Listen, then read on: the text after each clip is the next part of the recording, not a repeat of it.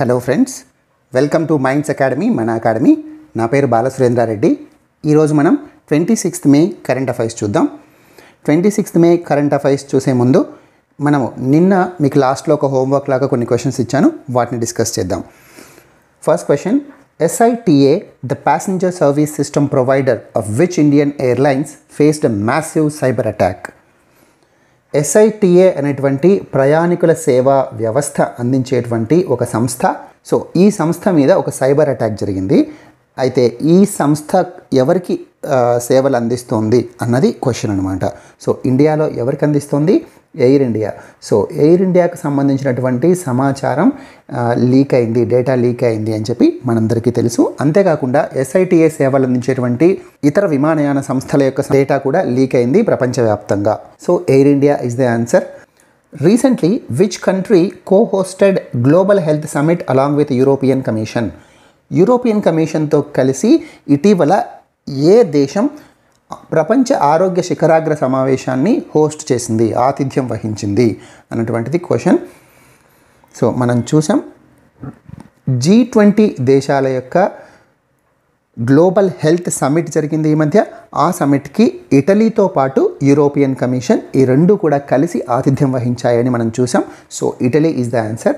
G20 దేశాల యొక్క global Health summit ఇది. Which Indian neighbor has dissolved its parliament and fixed general elections in November 2021? ఏ పొరుగు దేశం ఇటీవల పార్లమెంట్ను రద్దు చేసి నవంబర్ 2021లో సాధారణ ఎన్నికలు నిర్వహించబోతోంది? మనకు నేపాల్లో ఉన్నటువంటి రాజకీయ సంక్షోభం అందరికీ తెలిసిందే. సో నేపాల్ ప్రెసిడెంట్ అయినటువంటి బిద్యాదేవి భండారి ఆమె పార్లమెంట్ని రద్దు చేసి నవంబర్లో జనరల్ ఎలక్షన్స్ జరుగుతాయని చెప్పి ప్రకటించింది. Which ministry launched the NMMS app and Area Officer Monitoring app recently?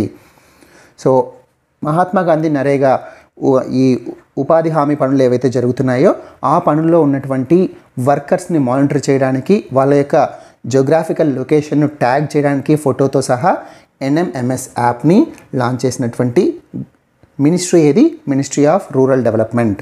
So NMMS అంటే నేషనల్ మొబైల్ మానిటరింగ్ సాఫ్ట్వేర్. ఈ యాప్ వర్కర్స్ కోసం. అంతేకాకుండా area officer monitoring app. So this area officer monitoring app is for the officers. So ఈ రెండు యాప్లు launch చేసింది ఎవరు? Ministry of rural development. Narendra Singh Tomar is the minister. So ఈ గ్రామీణ అభివృద్ధి మంత్రిత్వ శాఖ యొక్క మంత్రి ఎవరు? నరేంద్ర సింగ్ తోమర్. సో ఈరోజు కరెంట్ అఫైర్స్లోకి వెళ్ళిపోతే CBI డైరెక్టర్గా సుబోధ్ కుమార్ జైస్వాల్. Very important. నిన్న మనం చూసాం త్రిసభ్య committee, 3 member high powered committee Narendra Modi అధ్యక్షతన. అంతేకాకుండా chief justice of India NV Ramana and leader of opposition Sudhir Ranjan Chowdhury, వీళ్ళ ముగ్గురు కలిసినటువంటి కమిటీ CBI డైరెక్టర్ని ఎన్నుకోవడానికి సమావేశమైందని చెప్పి మనం నిన్న చూసాం. వాళ్ళు ఎంపిక చేశారు CBI డైరెక్టర్గా సుబోధ్ కుమార్ జైస్వాల్. CBI గురించి మనం నిన్న డీటెయిల్గా డిస్కస్ చేసాం. CBI ఎలా ఫామ్ అయింది, ఏ కమిటీ రికమెండ్ చేస్తే CBI వచ్చింది, CBI డైరెక్టర్ను ఎలా అపాయింట్ చేస్తారు, ఇవన్నీ డిస్కస్ చేసాం. మరి ఇప్పుడు CBI డైరెక్టర్గా సుబోధ్ కుమార్ జైస్వాల్ అపాయింట్ కాబడ్డాడు కదా. What is the tenure? CBI director ఎంతకాలం పదవిలో ఉంటాడు? 2 years పదవిలో ఉంటాడు. Very important. 2 years ఈయన పదవిలో కొనసాగుతాడు. ఇక్కడ ఒక ఇంపార్టెంట్ పాయింట్ ఏంటంటే నిన్న సమావేశంలో CJI chief justice of India, భారతదేశ అత్యున్నత న్యాయమూర్తి అయినటువంటి జస్టిస్ NV రమణ ఒక విషయాన్ని ప్రస్తావించాడు. ఇద్దరు ప్రాబబుల్స్ విషయంలో ఒక విషయాన్ని ప్రస్తావించాడు. ఏంటది అంటే 6 నెలల కంటే తక్కువ ఎవరికైనా పదవీ కాలం ఉంటే, పదవీ విరమణకు 6 నెలల కంటే తక్కువ సమయం ఉంటే అలాంటి వాళ్ళని పోలీస్ చీఫ్ పోస్టులకి, అంటే పోలీస్ డిపార్ట్మెంట్లో ఉన్నటువంటి ఉన్నతాధికారుల పోస్టులకి పరిగణించకూడదు అన్నటువంటి మునుపటి సుప్రీంకోర్టు యొక్క జడ్జిమెంట్ని ప్రస్తావించాడు. ఎవరు? Justice NV Ramana. సో ఆయన ఆ జడ్జిమెంట్ని ప్రస్తావించడం వల్ల రాకేష్ ఆస్థానా అండ్ YC మోడీ అనేటువంటి ఇద్దరిని రిజెక్ట్ చేయడం జరిగింది. సో ఫైనల్గా సుబోధ్ కుమార్ జైస్వాల్ని ఎంపిక చేయడం జరిగింది. New IT rules come in to force today. So ఈ రోజు నుంచి అంటే 26th మే నుంచి కొత్త IT రూల్స్ అనేటివి ఇంప్లిమెంట్ చేయబడుతున్నాయి ఇండియాలో, భారతదేశంలో. ఈ IT రూల్స్ని under the IT act 2000, IT act 2000 ప్రకారం నోటిఫై చేశారు. ఎప్పుడు నోటిఫై చేశారు? February 25th నోటిఫై చేసి 3 నెలలు టైం ఇచ్చారు. ఈ సోషల్ మీడియా కంపెనీస్కి, అంతేకాకుండా ఓటీటీ ప్లాట్ఫామ్స్కి, వీళ్ళిద్దరికీ 3 నెలల సమయం ఇచ్చి ఈ రూల్స్ ఏవైతే ఉన్నాయో వీటిని పాటించండి అని చెప్పి టైం ఇచ్చింది గవర్నమెంట్ ఆఫ్ ఇండియా. అయితే ఆ టైం మే 25కి ఎక్స్పైర్ అయింది. సో ఇవాళ నుంచి వాళ్ళు ఖచ్చితంగా కంప్లై చేయాలి. ఫేస్బుక్ అయితే వీఆర్ విల్లింగ్ టు కంప్లై అని ఈరోజు న్యూస్లో తెలిసింది. టెలిగ్రామ్ అండ్ కూ ఈ ప్లాట్ఫామ్స్ కూడా మేము ఆల్రెడీ దాదాపు చాలా రూల్స్తో కంప్లై అయ్యామని చెప్తున్నాయి. వాట్సాప్, ట్విట్టరు ఇంకా వాటికి సంబంధించి రెస్పాండ్ అవ్వలేదు. మనకు తెలుసు వాట్సాప్కి గవర్నమెంట్కి కొంచెం ఇష్యూ ఉంది. ప్రైవసీ నామ్స్కి సంబంధించి గవర్నమెంట్ వాట్సాప్కి సమన్లు జారీ చేసింది. ప్రైవసీ నామ్స్ని విత్డ్రా చేసుకోండి అని చెప్పి. అవి భారతీయ పౌరుల యొక్క డేటా ప్రొటెక్షన్కు అండ్ వాళ్ళ యొక్క వ్యక్తిగత స్వేచ్ఛకు విరుద్ధంగా ఉన్నాయని చెప్పి, ప్రైవసీకి విరుద్ధంగా ఉన్నాయని చెప్పి విత్డ్రా చేసుకోమని చెప్పిందని మనం డిస్కస్ చేసాం. అదేవిధంగా ట్విట్టర్తో ఉన్నటువంటి ఇష్యూ తెలుసు, టూల్ కిట్ ఇష్యూ ఉంది. కాంగ్రెస్కి సంబంధించినటువంటి టూల్ కిట్ ఇష్యూ మీద గవర్నమెంట్ నోటీసులు జారీ చేసింది. మీరు మ్యానిపులేటెడ్ మీడియా అనేటువంటి ఆ బ్యానర్ని తీసేయమని చెప్పి నోటీస్ జారీ చేస్తే దాన్ని ట్విట్టర్ కంప్లై అవ్వలేదు. అందువల్ల నిన్న ఢిల్లీ పోలీసులు ట్విట్టర్ ఆఫీస్ మీద రైడ్ చేశారని మనం చూసాం. సో వీళ్ళిద్దరూ మరి ఏం చెప్తారో చూడాలి. బట్ ఈ ఐటీ రూల్స్ అసలు ఏం రూల్స్ పెట్టింది అన్న వాటిని కొన్ని ఇంపార్టెంట్ రూల్స్ మనం బ్రీఫ్గా చూద్దాం. ఓటీటీ ప్లాట్ఫామ్స్ మనకు తెలుసు, over the top platforms. OTT platforms అంటే అమెజాన్, నెట్ఫ్లిక్స్ ఇలాంటివి. సో ఈ ప్లాట్ఫామ్స్ ఏవైతే ఉన్నాయో వాళ్ళు 3 టైర్ సెల్ఫ్ రెగ్యులేటరీ స్ట్రక్చర్ ఉండాలి వాళ్ళకి. అంటే 3 అంచెల స్వీయ నియంత్రణ వ్యవస్థ ఉండాలి. తెలుగు మీడియం స్టూడెంట్స్ కోసం 3 అంచెల స్వీయ నియంత్రణ వ్యవస్థ ఎవరికి ఉండాలి? ఓటీటీ ప్లాట్ఫామ్స్ ఉన్నటువంటి అమెజాన్, నెట్ఫ్లిక్స్, జీ5 ఇలాంటి వాళ్ళకి ఉండాలి. అంతేకాకుండా సిగ్నిఫికెంట్ సోషల్ మీడియా ఇంటర్మీడియరీస్, ఇది చాలా ఇంపార్టెంట్ టర్మ్. ఇంగ్లీష్ మీడియం వాళ్ళైనా తెలుగు మీడియం వాళ్ళైనా ఇలాగే గుర్తుపెట్టుకోండి, సిగ్నిఫికెంట్ సోషల్ మీడియా ఇంటర్మీడియరీస్. నేను ఎందుకు తెలుగు మీడియం వాళ్ళని ఇంగ్లీష్లో గుర్తుపెట్టుకోమని చెప్తున్నాను అంటే, సాధారణంగా ట్రాన్స్లేషన్ మిస్టేక్స్ చాలా ఉంటాయి మన గ్రూప్స్ ఎగ్జామ్లో, గ్రూప్ 1 కావచ్చు, గ్రూప్ 2లో కావచ్చు. ఒకవేళ ట్రాన్స్లేషన్ మిస్టేక్స్ లేకపోయినా ఇంగ్లీష్ సెంటెన్స్ని లేదా ఇంగ్లీష్ ఒక టెక్నాలజికల్ టర్మ్ దేన్నైనా అలాగే కూడా తెలుగులో ఇచ్చేస్తూ ఉంటారు. సో అలాంటప్పుడు మీరు ఇబ్బంది పడకుండా ఈ టర్మినాలజీతో ఫెమిలియర్ అయితే మీకు ఈజీగా ఉంటుంది. So significant social media intermediates. Social media intermediates అంటే సామాజిక మాధ్యమాలు, సిగ్నిఫికెంట్ ప్రముఖమైనటువంటి సామాజిక మాధ్యమాలు. దాని యొక్క డెఫినేషన్ రూల్స్లో ఏం చెప్తున్నారంటే, వాళ్ళ యూజర్ బేస్ 50 లక్షలు లేదా అంతకంటే ఎక్కువ వినియోగదారులు ఉంటే కనుక అలాంటి సోషల్ మీడియా ప్లాట్ఫామ్స్నే సిగ్నిఫికెంట్ సోషల్ మీడియా ఇంటర్మీడియట్స్ అంటారు. వాళ్ళ కోసం కొన్ని రూల్స్ చెప్పింది. Data sharing. ఈ డేటా షేరింగ్కి సంబంధించి చాలామంది వాట్సాప్ ఫార్వర్డ్లు విపరీతంగా ఫార్వర్డ్ చేస్తూ ఉంటారు. కొన్ని సంచలన విషయాలు, అందులో నిజాలు ఉండొచ్చు, ఉండకపోవచ్చు. కొన్ని మత కలహాలకు దారి తీయచ్చు, లేదా 2 సమూహాల మధ్య గొడవలకు దారి తీయచ్చు, లేదా ఈ పాండమిక్ టైంలో కరెక్ట్ కాని ఇన్ఫర్మేషన్, ఇన్కరెక్ట్ ఇన్ఫర్మేషన్ పాస్ చేసి జనాల్లో భయాందోళన పెంచడం, తప్పుడు సమాచారం వల్ల తప్పుడు నిర్ణయాలు తీసుకొని వాళ్ళ ప్రాణాల మీదకు తెచ్చుకోవడం, ఇలాంటివి చాలా చూసాము.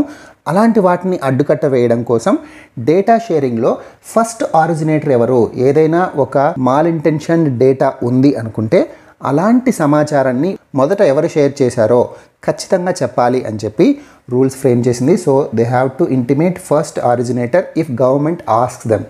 ప్రభుత్వం అడిగితే కనుక ఫస్ట్ ఆరిజినేటర్ వాళ్ళు ఎవరో చెప్పాలి. అంతేకాకుండా మంత్లీ డేటా కూడా సబ్మిట్ చేయాలి గవర్నమెంట్ చెప్పిన రూల్స్ ప్రకారం. ఈ సిగ్నిఫికెంట్ సోషల్ మీడియా ఇంటర్మీడియరీస్ వాళ్ళు ఒక కంప్లయన్స్ ఆఫీసర్ని కూడా అపాయింట్ చేయాలి. ఏవైతే ఈ ఐటీ రూల్స్ ఉన్నాయో వాటిని ఫాలో అవుతున్నారా లేదా, ఒకవేళ ఫాలో అవ్వకపోతే ఎవరు రెస్పాన్సిబుల్? Compliance officer. సో ఈ compliance officer he has to make sure that all the rules are complied with.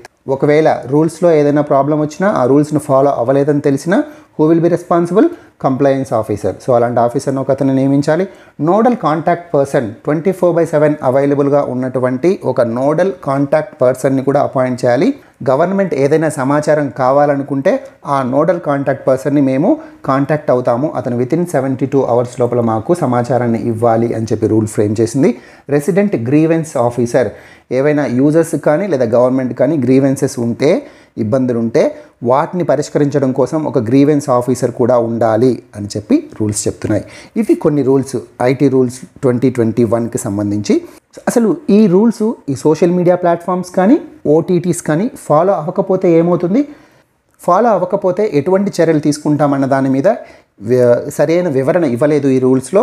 కానీ ఒక పాయింట్ క్లియర్గా ఏం తెలుస్తోంది అంటే ఐటీ యాక్ట్లో ఉన్నటువంటి సెక్షన్ 79 ఏం చెప్తోంది, ఒకవేళ సోషల్ మీడియా ప్లాట్ఫామ్లో థర్డ్ పార్టీ కంటెంట్ ఎవరైనా వ్యక్తులు మూడో వ్యక్తి కనుక పోస్ట్ చేస్తే ఆ పోస్ట్ చేసినటువంటి కంటెంట్ ఏదైనా చట్టాలకు విరుద్ధంగా ఉంటే వాటికి సంబంధించినటువంటి పనిష్మెంట్ ఈ ప్లాట్ఫామ్కు ఉండదు. అంటే ఆ సోషల్ మీడియా కంపెనీ ఏదైతే ఉందో వాళ్ళు రెస్పాన్సిబుల్ కాదు, వాళ్ళు బాధ్యులు కాదు. ఆ థర్డ్ పార్టీ పర్సన్ ఎవరైతే ఉన్నారో అతడు మాత్రమే బాధ్యుడు.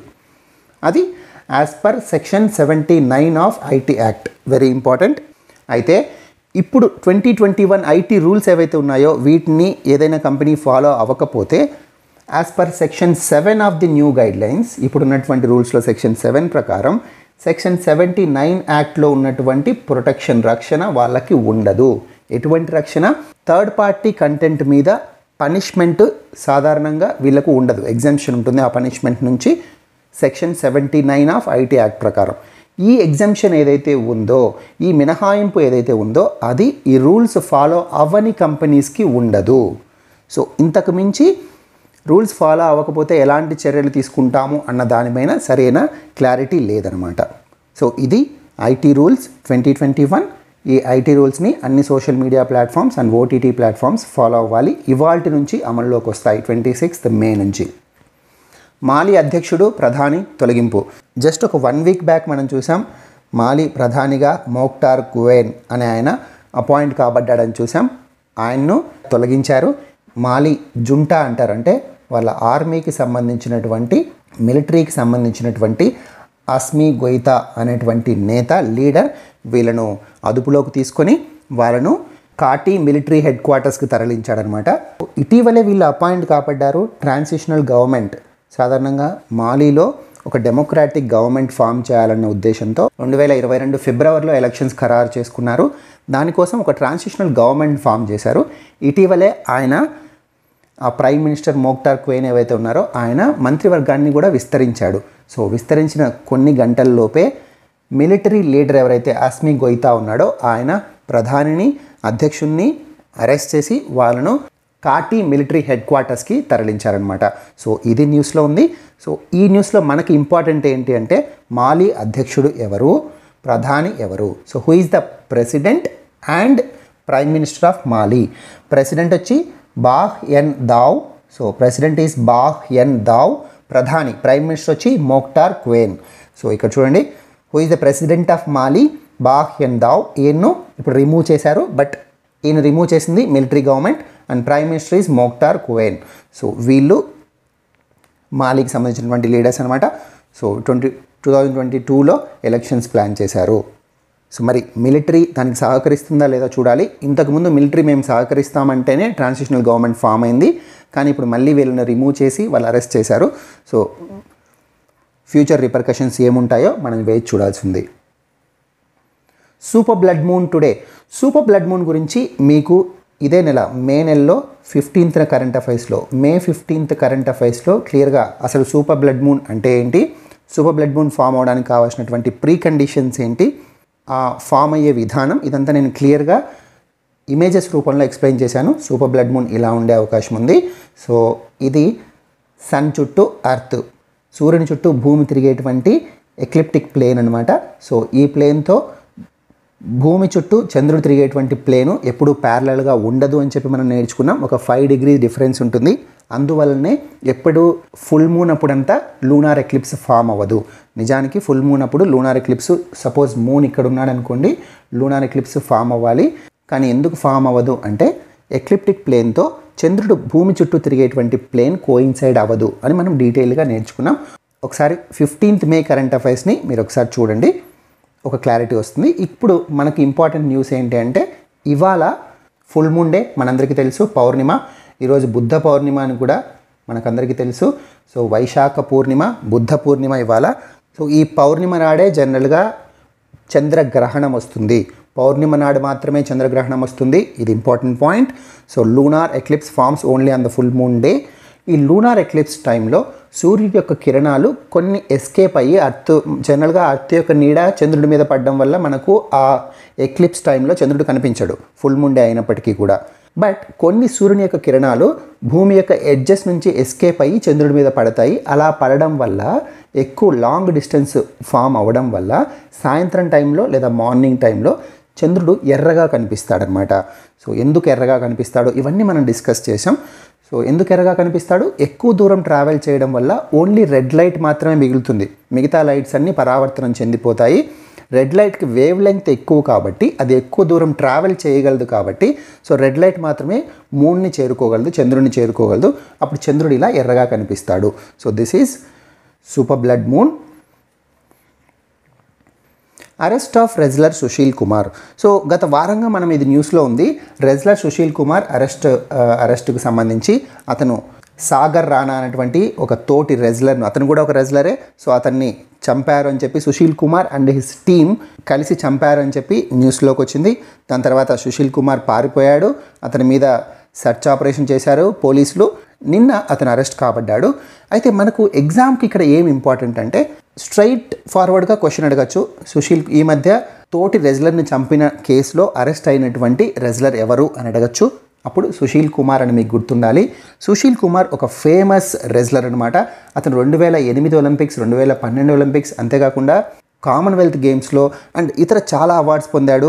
2008 ఒలింపిక్స్లో బ్రాంజ్ గెలుచుకున్నాడు, 2012 ఒలింపిక్స్లో సిల్వర్ గెలుచుకున్నాడు. 2008 ఒలింపిక్స్లో అయితే he is the second person to receive Olympic medal అనమాట. అంతేకాకుండా ఇతనికి పద్మశ్రీ అవార్డు కూడా ఉంది.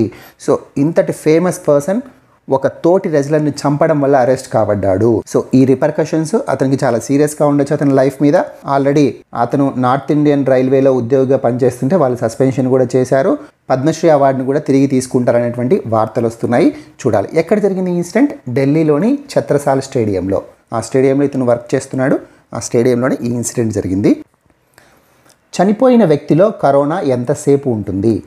సో ఈ క్వశ్చన్ చాలామందిలో ఎప్పుడూ తెలుస్తూనే ఉంటుంది. అందువల్లనే చాలామంది చనిపోతున్నప్పటికీ కూడా వాళ్ళ బంధువులు కూడా కొన్ని సందర్భాల్లో వాళ్ళ ఖననం చేయడానికి, వాళ్ళ లాస్ట్ రిచువల్స్ చేయడానికి ముందుకు రావట్లేదు. అయితే ఎయిమ్స్కి సంబంధించినటువంటి forensic department head Sudheer Gupta ఆయన ఏం చెప్తున్నాడు అంటే చనిపోయిన వ్యక్తిలో 12 నుంచి 24 గంటల తర్వాత వైరస్ ఉండదు, వైరస్ కూడా చనిపోతుంది. సో 24 గంటల తర్వాత చనిపోయిన వ్యక్తి నుంచి వేరే వాళ్ళకి కోవిడ్-19 సోకేటువంటి అవకాశం లేదని చెప్తున్నాడు AIIMS forensic department head Sudheer Gupta. అయితే ముందు జాగ్రత్త చర్యగా అతనిలోని ద్రవాలు బయటకు వచ్చేటువంటి లిక్విడ్స్ వచ్చేటువంటి శరీర భాగాలు ఏవైతే ఉన్నాయో, ఉదాహరణకు ముక్కు కావచ్చు, నోరు కావచ్చు, ఇలాంటి వాటిని క్లోజ్ చేయండి, ముందు జాగ్రత్తగా క్లోజ్ చేయండి. అంతేకాకుండా ఈ దహన కార్యక్రమం లేకపోతే లాస్ట్ రిచువల్స్ జరిగిన తర్వాత మీరు శానిటైజ్ చేసుకోవడం, సోప్తో క్లీన్ చేసుకోవడం, స్నానం చేయడం ఇలాంటివి చేయండి అని చెప్పి చెప్తున్నాడు. ఇందాక చెప్పుకున్నట్లే 12 నుంచి 24 గంటల సమయం వరకు శరీరంలో అంతకు మించి వైరస్ బ్రతకలేదని చెప్పారు Sudheer Gupta, forensic department chief, AIIMS forensic department chief అనమాట. ఈయన ఎయిమ్స్ ఆల్రెడీ సంవత్సరం నుంచి దీని మీద అధ్యయనం చేస్తోంది జనాల యొక్క అపోహను తొలగించడం కోసం. అంతేకాకుండా ఈయన ఇంకొక సజెషన్ ఏం చెప్పాడంటే పోస్ట్ మార్టం, ఆటాప్సీ లేదా పోస్ట్ మార్టం, దీనికి సంబంధించి కూడా అనుమానాలు ఉన్నాయి చాలామందిలో. పోస్ట్ మార్టం చేయొచ్చా చేయకూడదా కోవిడ్తో చనిపోయినటువంటి బాడీని అని చెప్పి పోస్ట్ మార్టం దాదాపు అవాయిడ్ చేయమని చెప్పి ఈయన సజెషన్ ఇచ్చారనమాట. ఈరోజు కోవిడ్-19 సంబంధించినటువంటి ఇంకో 2 న్యూస్ ఐటమ్స్ నేను ఇక్కడ క్లబ్ చేశాను. కోవిడ్కి సంబంధించి ప్రతిరోజు న్యూస్ పేపర్ ఫిల్ అయిపోతూ ఉంటుంది. మీరు అన్ని న్యూస్ని గుర్తుపెట్టుకోవాలని ట్రై చేయకండి, కేవలం ఇంపార్టెంట్ న్యూస్ మాత్రమే ఫాలో అవ్వండి. సో వుహాన్ ల్యాబ్ నుంచే కరోనా వచ్చిందా అన్నటువంటిది ఒక న్యూస్ ఐటమ్. మనందరికీ తెలుసు వుహాన్ ఇన్స్టిట్యూట్ ఆఫ్ వైరాలజీ ఇక్కడ నుంచి కోవిడ్-19 జనించుండొచ్చు, ఉత్పత్తి అయి ఉండొచ్చు, ఆరిజినేట్ అయి ఉండొచ్చు అన్నటువంటి అనుమానాలు ప్రపంచమంతా ఉన్నాయి. చైనాలోని వుహాన్ నుంచే వచ్చి ఉండొచ్చు అని చెప్పి. సో అయితే ఇప్పుడు వాల్ స్ట్రీట్ జర్నల్లో ఒక కథనం ప్రచురించింది. ఆ కథనం ప్రకారం వుహాన్ ల్యాబ్లో ముందే, అంటే బయటి ప్రపంచానికి కరోనా వైరస్ అంటించక ముందే, బయట ప్రపంచానికి కరోనా వ్యాపించక ముందే 3 శాస్త్రవేత్తలు కోవిడ్-19తో అస్వస్థకు గురయ్యారు అన్నటువంటి కథనం ఒకటి వాల్ స్ట్రీట్ జర్నల్లో వచ్చింది. సో దీన్ని బట్టి వాళ్ళు ఏం చెప్తున్నారంటే వుహాన్ ఇన్స్టిట్యూట్ ఆఫ్ వైరాలజీలోనే కోవిడ్-19ని మాన్యువల్గా ప్రొడ్యూస్ చేశారు, మాన్యువల్గా జనరేట్ చేశారని చెప్తున్నారు. సో వాల్ స్ట్రీట్ జర్నల్ ఇక్కడ ఇంపార్టెంట్. అయితే ఇంకొక న్యూస్ పేపర్లో ఇంకొక కథనం, మన శరీరంలో యాంటీబాడీస్ ఎన్ని రోజులు ఉంటాయి. ఇది కూడా చాలామందిలో అనుమానం.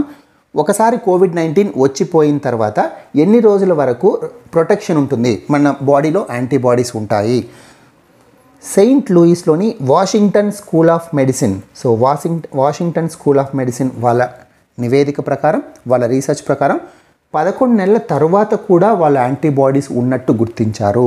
సో మనం ఇంతవరకు ఏమనుకుంటున్నాం, కేవలం 2 నెలలు లేదా 3 నెలలు ఉండొచ్చు అని అనుకుంటున్నాం. సో వీళ్ళ స్టడీస్ ప్రకారం 11 నెలల తర్వాత కూడా యాంటీబాడీస్ ఉంటున్నాయి అని చెప్తున్నారు. అంతేకాకుండా స్వల్ప లక్షణాలతో బయటపడిన వాళ్ళ బాడీలో కూడా యాంటీబాడీస్ ఎక్కువగానే ప్రొడ్యూస్ అవుతున్నట్టు వీళ్ళు గమనించారు. సో ఇంతకు మించి ఇందులో ఏం లేదు. So next news item, panel setup on Mekedatu dam construction. So Mekedatu dam construction, దీని గురించి ఎప్పటి నుంచో తమిళనాడుకి కర్ణాటక మధ్య గొడవ జరుగుతూనే ఉంది. కర్ణాటకలోని మేకేదాతు ప్రాజెక్ట్ ఇది కావేరీ రివర్ మీద కన్స్ట్రక్ట్ చేస్తున్నారు. ఇంపార్టెంట్, చాలా ఎగ్జామ్స్లో అడుగుతూనే ఉంటారు, మేకేదాతు డ్యామ్ ఎక్కడ కన్స్ట్రక్ట్ కాబడుతుంది, Kaveri river. So this is very important. అయితే ఈ మేకేదాతు కన్స్ట్రక్షన్ మీద తమిళనాడు అబ్జెక్షన్ చెప్తూనే ఉందంటున్నాం కదా, అయినప్పటికీ వీళ్ళు ముందుకు పోతున్నారు, కన్స్ట్రక్ట్ చేయాలని డిసైడ్ అయ్యారు అన్నటువంటి న్యూస్ పేపర్ కథనాలను ఆధారంగా చేసుకొని నేషనల్ గ్రీన్ ట్రిబ్యునల్ ఎన్జీటీ దీన్ని సుమోటోగా కన్స్ట్రక్ట్ చేసింది. ఈ కేసుని సుమోటోగా కన్స్ట్రక్ట్ చేసి ఒక కమిటీని, ఒక ప్యానెల్ని ఏర్పాటు చేయబోతోందనమాట. సో ఈ ప్యానెల్ దేనికోసం, ఈ ప్రాజెక్ట్ కన్స్ట్రక్ట్ చేయడంలో ఏవైనా రూల్స్ని అతిక్రమించారా, సో ఈ అతిక్రమణల మీద ఒక నివేదిక ఇమ్మని చెప్పి ఎన్జీటీ ఒక కమిటీని ఏర్పాటు చేసింది. అసలు ఈ డ్యామ్ కన్స్ట్రక్ట్ చేస్తే ఏ రూల్స్ అతిక్రమించినట్టు ఒకసారి ఈ డ్యామ్ గురించి మనం చూస్తే, మేకేదాటు అంటే గోడ్స్ లీప్ అనమాట. మేకదాటు అని మనం తెలుగులో అనుకోవచ్చు అనుకుంటా, మేకేదాటు. సో ఇది ఎక్కడ కన్స్ట్రక్ట్ చేయబడుతుంది, confluence of rivers Kaveri and Arkavathi, Kaveri యొక్క ట్రిబ్యూటరీ అయినటువంటి ఉపనది అయినటువంటి అర్కావతి మరియు కావేరీ కలిచే చోటు, ఆ 2 నదులు కలయిక ప్రదేశంలో మేకేదాటు ప్రాజెక్ట్ని కన్స్ట్రక్ట్ చేస్తున్నారు. ఆ ప్రాజెక్ట్ ఏరియా ఒంటిగొండ్లు అనేటువంటి ప్రాజెక్ట్ సైట్ అనమాట. ఇక్కడ కన్స్ట్రక్ట్ చేస్తున్నారు Ontigondlu. This is very important. Ontigondlu important and Kaveri Arkavathi కలిసే ప్రదేశం అని కూడా ఇంపార్టెంట్. ఎందుకు ఈ ప్రాజెక్ట్ని కన్స్ట్రక్ట్ చేస్తున్నారు కర్ణాటక గవర్నమెంట్ అంటే, బెంగళూరు యొక్క నీటి సమస్యను తీర్చడం కోసం ప్రధానంగా అని వాళ్ళు చెప్తున్నారు. ఓకే, జాగ్రత్తగా వినండి. కర్ణాటక చెప్తోంది బెంగళూరు వాటర్ ప్రాబ్లం తీర్చడం కోసం, అంతేకాకుండా 400 మెగావాట్స్ విద్యుత్ ఉత్పత్తి చేయడం కోసం అని కర్ణాటక చెప్తోంది. దీనికి సంబంధించి కావేరీ వాటర్ మేనేజ్మెంట్ అథారిటీ ఉంది. సో ఈ అథారిటీ కూడా మేకేదాటు ప్రాజెక్ట్కి పర్మిషన్ ఇవ్వలేదు. అంతేకాకుండా సుప్రీంకోర్టు కూడా ఏదైనా ఒక ప్రాజెక్ట్ నిర్మించేటప్పుడు అప్పర్ రైపేరియన్ స్టేట్ కానీ లోవర్ రైపేరియన్ స్టేట్ కానీ ఇరు వర్గాలకు ఎలాంటి సమస్య ఉండకూడదు, నీటి సమస్య ఉండకూడదు అని తీర్పు ఇచ్చింది. అంతేకాకుండా తమిళనాడు ఇప్పుడు ఏమని క్లెయిమ్ చేస్తుంది, మేకేదాటు ప్రాజెక్ట్ కన్స్ట్రక్ట్ చేస్తే మాకు వాటర్ తగ్గిపోతాయి, మాకు నీటి సమస్య ఏర్పడుతుంది అని తమిళనాడు ఆరోపించింది సుప్రీంకోర్టులో అయినా ఇప్పుడు కూడా. దానికి తగ్గట్టుగానే సుప్రీంకోర్టు కూడా ఇప్పుడున్నటువంటి వాటర్ అరేంజ్మెంట్ ఏదైతే ఉందో, తమిళనాడు కర్ణాటకకి కావేరీ వాటర్ అరేంజ్మెంట్ ఏదైతే ఉందో అది సవ్యంగానే ఉంది. దానివల్ల ఇరువురి నీటి అవసరాలు తీరుతున్నాయి కాబట్టి మేకేదాటు డ్యామ్ని కన్స్ట్రక్ట్ చేయాల్సినటువంటి అవసరం లేదు అని చెప్పి సుప్రీంకోర్టు తీర్పిచ్చింది. సో ఆ తీర్పుకి ఇది వ్యతిరేకమని తమిళనాడు ఆరోపిస్తుంది. అంతేకాకుండా Tamil Nadu ministry of environment and forest and climate change, ministry of environment, forest and climate change మంత్రిత్వ శాఖ నుంచి, అంటే పర్యావరణ మంత్రిత్వ శాఖ నుంచి అనుమతులు తీసుకోలేదు ఇన్ ద సెన్స్ అనుమతులు ఇంకా మంజూరు అవ్వలేదు దీనికి. సో ఇప్పుడు ఎన్జీటీ ఏర్పాటు చేసేటువంటి కమిటీకి కూడా అదే ఆదేశాలు ఇచ్చింది. పర్యావరణ అనుమతులు ఇంకా మంజూరు అవ్వలేదు కాబట్టి పర్యావరణాన్ని నాశనం చేసే విధంగా ఏమైనా అతిక్రమణలు ఉన్నాయేమో చూడమని చెప్పింది. సో తమిళనాడు ప్రకారం ఈ మేకేదాతు ప్రాజెక్ట్ ఇక్కడ మ్యాప్లో చూడండి, కర్ణాటకకి తమిళనాడుకి బార్డర్లో ఉంది మేకేదాతు ప్రాజెక్ట్. ఈ ప్రాజెక్ట్ వల్ల Kaveri wild life sanctuary, this is also important for examination, Kaveri wild life sanctuary, దాదాపు ఈ శాంక్చురీలో ఉన్నటువంటి అటవీ ప్రాంతం 63% ఈ ప్రాజెక్ట్ కన్స్ట్రక్ట్ చేస్తే 63% ఫారెస్ట్ ఏరియా నాశనం అవుతుంది అని తమిళనాడు ఆరోపిస్తోంది. సో ఇలాంటి పర్యావరణ అతిక్రమణలు ఏమైనా ఉన్నాయేమో అని ఎన్జీటీ ఒక కమిటీని ఏర్పాటు చేసింది regarding Mekedatu dam constructed in Karnataka. So Karnataka government construct చేస్తుంది, తమిళనాడు గవర్నమెంట్ అబ్జెక్ట్ చేస్తుంది. కావేరీ వాటర్ ట్రిబ్యునల్ అవార్డు కూడా దీనికి పర్మిషన్ ఇవ్వలేదు. సుప్రీంకోర్టు తీర్పు కూడా దీనికి వ్యతిరేకంగానే ఉంది. ఇప్పుడు కావేరీ రివర్ న్యూస్లో ఉంది కాబట్టి ఒకసారి కావేరీ రివర్ గురించి మాట్లాడదాం. కావేరీ రివర్ ఎక్కడ ఆరిజినేట్ అవుతుంది, ఎక్కడ జన్మిస్తుంది? బ్రహ్మగిరి హిల్స్, బ్రహ్మగిరి కొండల్లో కావేరీ జన్మిస్తుంది. కావేరీ రివర్ పరివాహక ప్రాంతాలు లేదా రాష్ట్రాలు ఏవి? 3 రాష్ట్రాల్లో ప్రవహిస్తుంది. తమిళనాడు, కర్ణాటక, కేరళ. ఒక కేంద్రపాలిత ప్రాంతమైనటువంటి పుదుచ్చేరిలో కావేరీ నది ప్రవహిస్తుంది. కావేరీ నది యొక్క ఉపనదులు కూడా చాలా ఇంపార్టెంట్. ఎక్కువసార్లు అడిగారు. హేమావతి అడిగారు, అమరావతి అడిగారు, అంతేకాకుండా భవానీ రివర్ కూడా అడిగారు, నోయిల్ రివర్ గురించి అడిగారు. చాలా ఎగ్జామ్స్లో ఉపనదులు ఇచ్చి ఇది ఏ నది యొక్క ఉపనది అని అడిగే అవకాశాలు ఉంటాయి. కాబట్టి ఉపనదులు మీరు గుర్తుపెట్టుకోవాలి. Hemavathi, Lakshman Tirtha, Kabini, Amaravathi, Noyyal and Bhavani rivers. These are the tributaries of Kaveri river. 74th World Health Assembly, ప్రపంచ ఆరోగ్య అసెంబ్లీ. ఇది ఎవరు ఆర్గనైజ్ చేస్తారు? ఇది దేనికి సంబంధించినటువంటి అసెంబ్లీ అంటే వరల్డ్ హెల్త్ ఆర్గనైజేషన్, ప్రపంచ ఆరోగ్య సంస్థ. ప్రపంచ ఆరోగ్య సంస్థకు సంబంధించినటువంటి వరల్డ్ హెల్త్ అసెంబ్లీ. ఇప్పుడు జరిగేది ఎన్నవది? 74వ వరల్డ్ హెల్త్ అసెంబ్లీ. ఇది ఎప్పటి నుంచి జరుగుతుంది? 24th మే నుంచి 1st జూన్ వరకు జరుగుతుంది. దీనికి ఎవరు అధ్యక్షత వహిస్తున్నారు అంటే మన ఆరోగ్య శాఖ మంత్రి, మన కేంద్ర ఆరోగ్య శాఖ మంత్రి అయినటువంటి డాక్టర్ హర్షవర్ధన్ అధ్యక్షత వహిస్తున్నారు.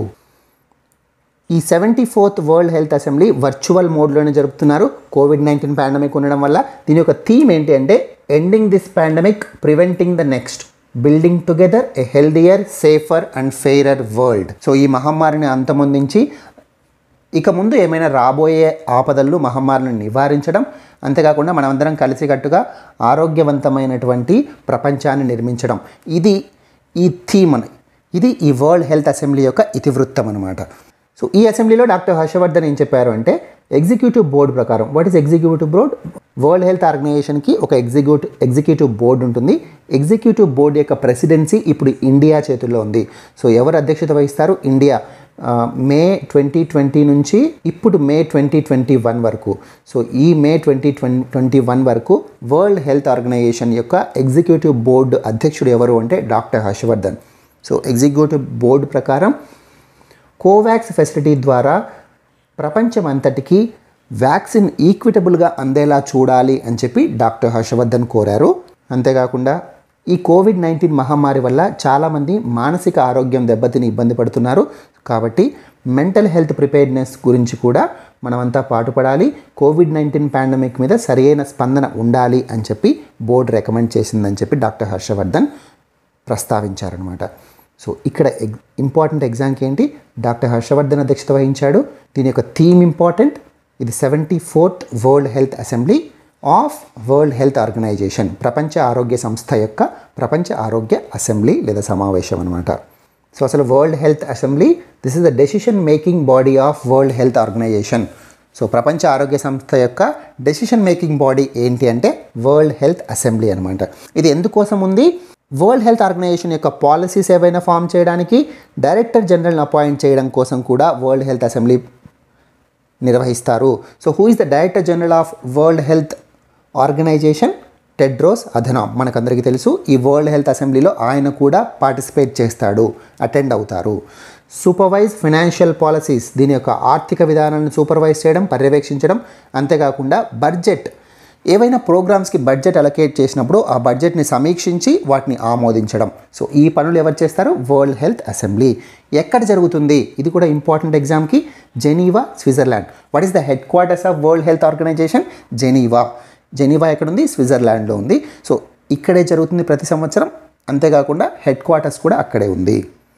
National mission on use of biomass.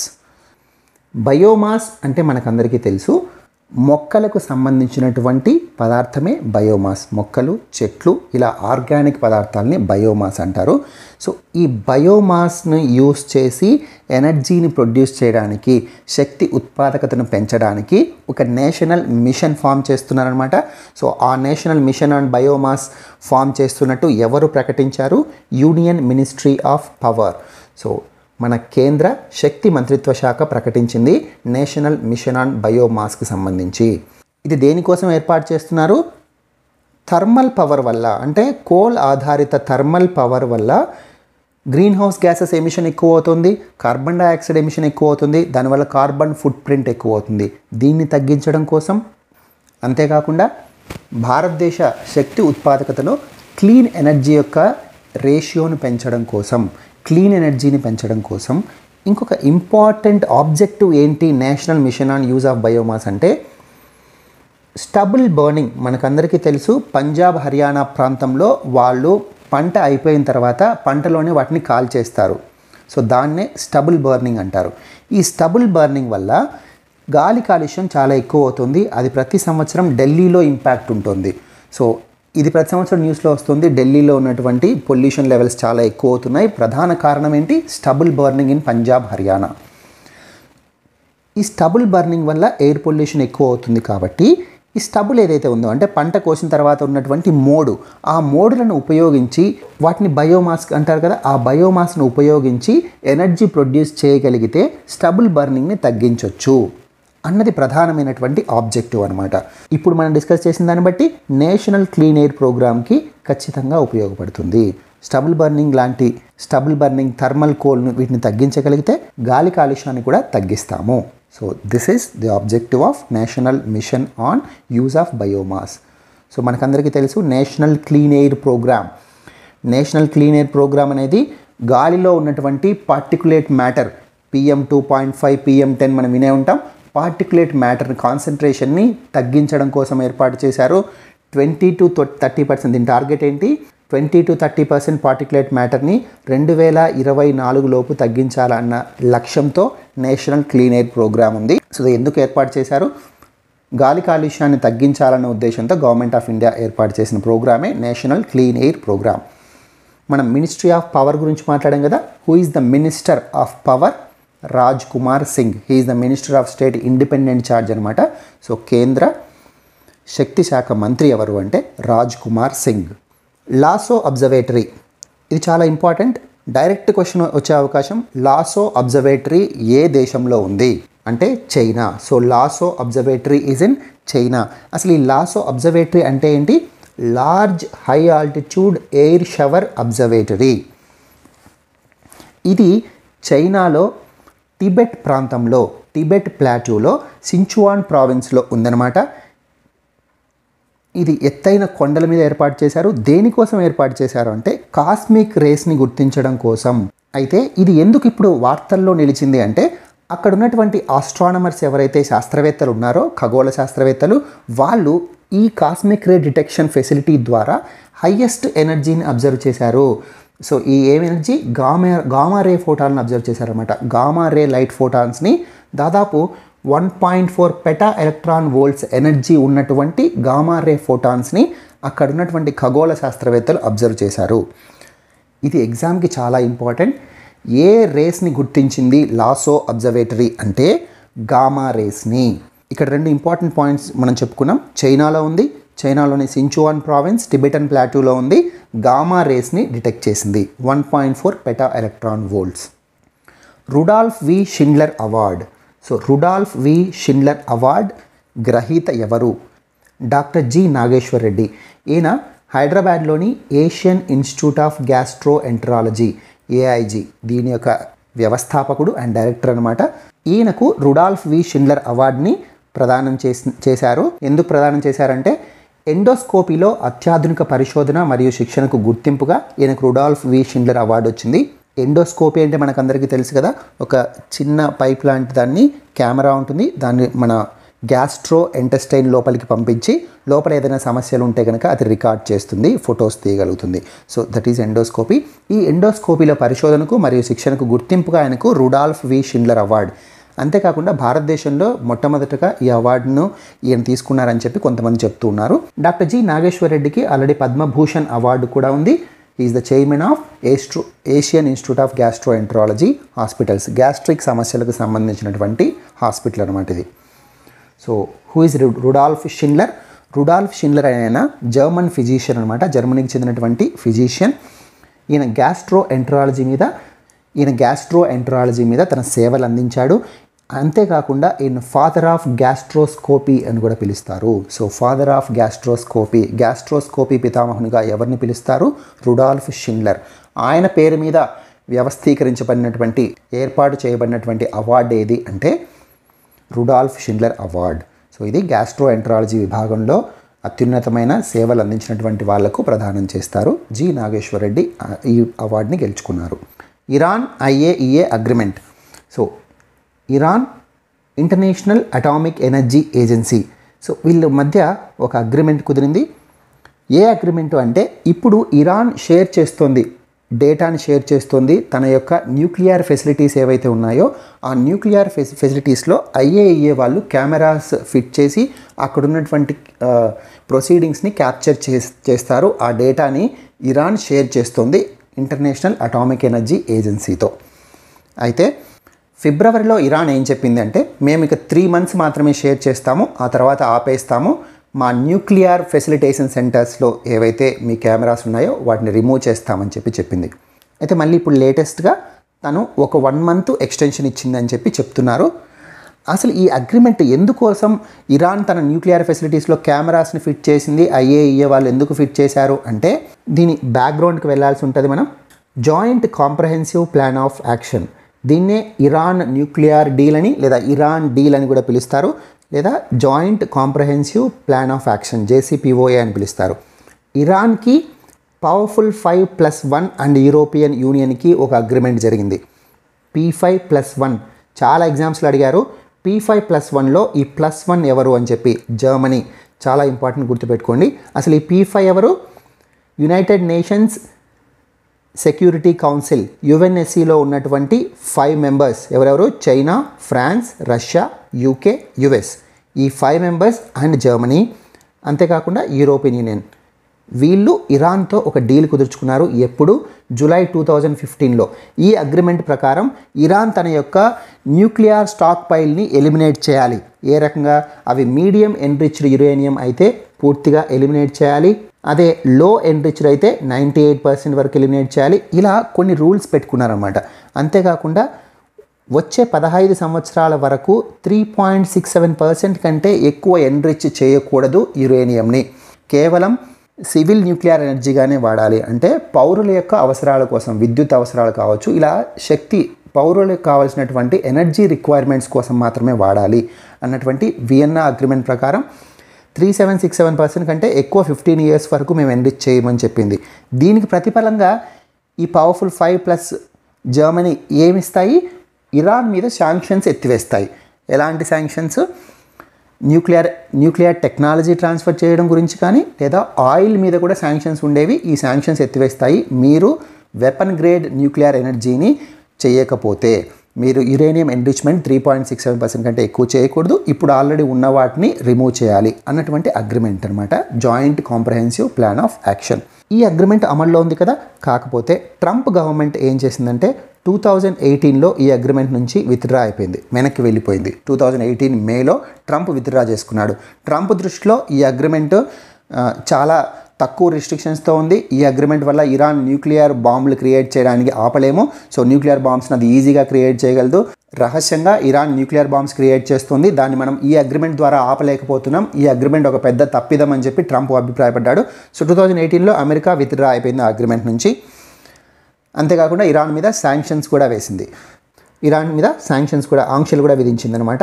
So అయితే 5th January 2020లో 2025వ తేదీ జనవరిలో బాగ్దాద్ ఎయిర్పోర్ట్లో ఇరాన్కి చెందినటువంటి జనరల్ ఖాసిం సులేమానీ ఈయన్ను అమెరికా అంతమొందించింది. సో అట్లీస్ట్ అమెరికా అసాసినేట్ చేసింది, అమెరికాని చంపించింది అని చెప్పి ఇరాన్ నమ్ముతుందనమాట. సో ఆయన చనిపోయిన తర్వాత ఇరాన్ ఏం చెప్పిందంటే, మేము న్యూక్లియర్ డీల్ ఏదైతే ఉందో దాంట్లో నిబంధనలకు కట్టుబడము, మేము యురేనియం ఎన్రిచ్మెంట్ చేస్తాము అని చెప్పి పునరుద్ఘాటించింది ఇరాన్.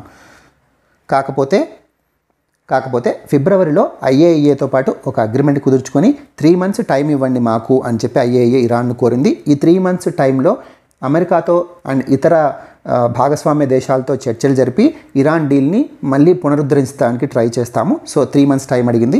3 months టైం అయిపోయింది. ఇప్పుడు ఇంకొక మంత్ ఎక్స్టెండ్ చేస్తుంది. అది న్యూస్లో ఉందన్నమాట. So Iran likely to extend even nuclear monitoring agreement by A month. ఇందాక చెప్పుకున్నట్టు 1 నెల ఎక్స్టెండ్ చేయడానికి అగ్రీ చేసింది. ఇంతకుముందు 90 days టైం ఇచ్చింది. ఇప్పుడు ఆ 90 days డేటాను మేము ఎరేస్ చేస్తాము, మేము ఎక్స్టెండ్ చేయమని చెప్తుంటే బట్ 1 month ఎక్స్టెండ్ చేయడానికి నెగోషియేషన్స్ జరిగాయని చెప్పి చెప్తున్నారు. 2015 వియన్నా అకార్డ్ ప్రకారం ఇందాక మనం చెప్పుకున్నాం 3.67% మాత్రమే ఎంరిచ్ చేయాలి యురేనియంని, అంతకంటే చేయకూడదు. దానికి ఇరాన్ న్యూక్లియర్ డీల్లో అది ఒప్పుకునింది. బట్ ఇప్పుడేం చెప్తోంది, 20% వరకు మేము ఎంరిచ్ చేయబోతున్నాము, అంటే న్యూక్లియర్ బాంబ్ని క్రియేట్ చేయబోతున్నామని ఇండైరెక్ట్గా చెప్తుంది అనమాట. సో ఇందాక చెప్పుకున్నట్టే ఇరాన్ న్యూక్లియర్ కేంద్రాల ఫొటోస్ కావచ్చు లేదా ఇతర సమాచారాన్ని వాళ్ళు అక్కడ కెమెరాస్ ఫిట్ చేసి ఆ సమాచారాన్ని ఐఏఈఏకి అందిస్తూ ఉంటుంది. అంతర్జాతీయ అణు ఇంధన సంస్థ ఇంటర్నేషనల్ అటామిక్ ఎనర్జీ ఏజెన్సీకి ఇరాన్ అందిస్తూ ఉండేది ఇప్పటి వరకు.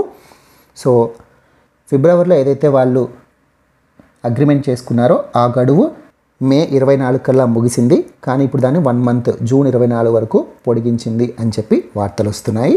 So this is about joint comprehensive plan of action. ఈ అగ్రిమెంట్కి ఇరాన్ ఇప్పుడు ఒప్పుకోవట్లేదు. ఎందుకంటే తన యొక్క జనరల్ మీద అటాక్ జరగడమే కాదు, అమెరికా ఆంక్షలు కూడా విధించింది ఇరాన్ మీద. ఈ ఆంక్షల గురించి మనకు తెలుసు. అందువల్లనే మనం ఆయిల్ ఇంపోర్ట్ చేసుకోలేకపోతున్నాం ఇరాన్ నుంచి. మన ఓఎన్జీసీ విదేశ్ లిమిటెడ్ కూడా ఒక ప్రాజెక్ట్ను కోల్పోయింది ఇరాన్ నుంచి. ఆ ప్రాజెక్ట్ ఏంటి, అది ఎక్కడుంది, please comment in the comment section. That's it for today. Thank you so much. Please like, share and subscribe to minds academy.